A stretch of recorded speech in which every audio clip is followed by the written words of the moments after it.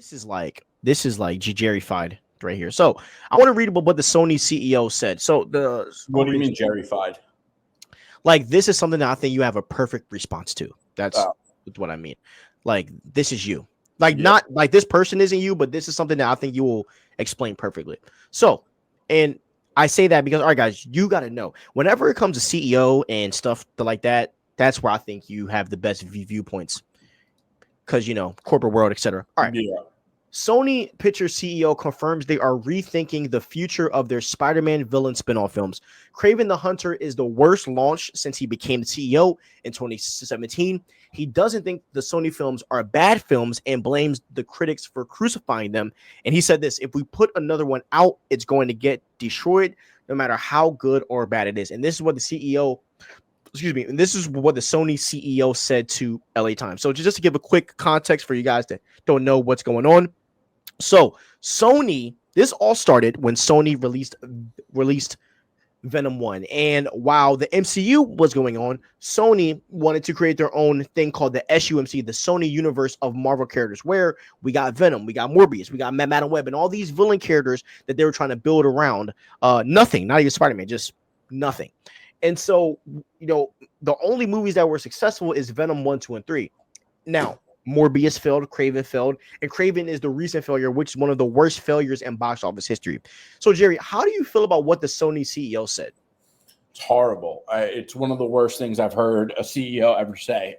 This is like, and I do think that critics can be too harsh on movies that don't deserve it. I do think the internet can rip up movies that don't deserve it, like The Flash. First of all, the Sony movies are horrible, okay? They are so bad, number one. Number two, like, you're the CEO, bro. Like, the buck stops with you. You are responsible. You don't get to blame everyone else when you fail, and then you don't get to blame everyone for doing their job.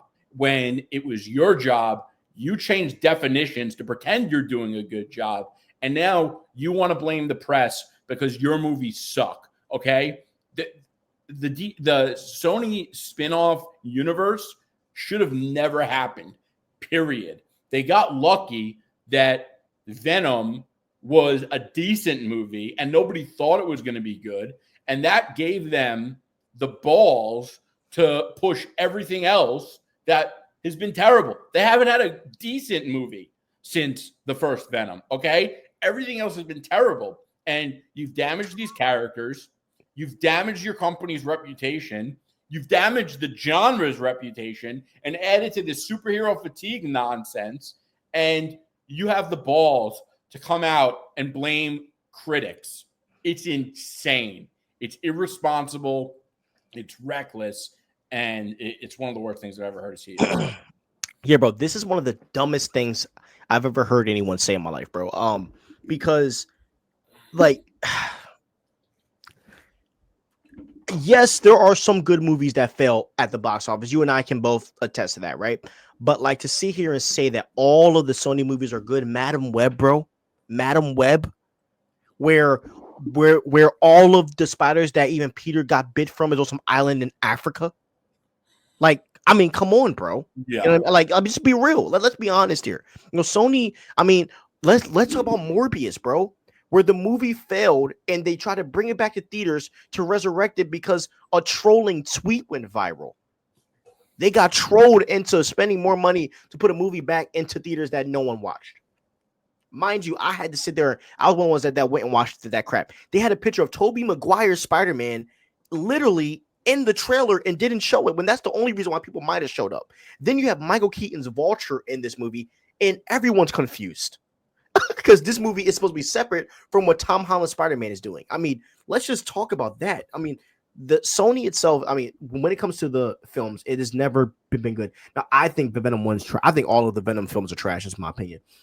But I don't think they put out one good film. I think the Spider-Verse is where they struggled. And Jerry, what I always thought, bro, I thought that they were going to be like, oh, Spider-Verse, they like that. Let's do that times 10. I thought they were going to ditch the Sony universe and go with Spider-Verse. And we see that with Spider-Man, with the Spider-Man noir show that's coming out. Like, they're trying to build more around it. And it's like, why do you keep putting hundreds of millions of dollars into these characters? Aaron Taylor Johnson could have used him for something else. You know what I mean? Yeah. But that's a great actor. Hopefully he's Bond. That is wasted. You know what I mean? For no apparent reason. You know what I mean? All these great actors. Tom Hardy, wasted. Jared Leto, wasted. You know, some of these people are like really, really unintelligent. The Amazon wanted to make James Bond female, okay? And like they also wanted to make James Bond TV shows. And like you don't understand, like James Bond is a little different than comic book heroes.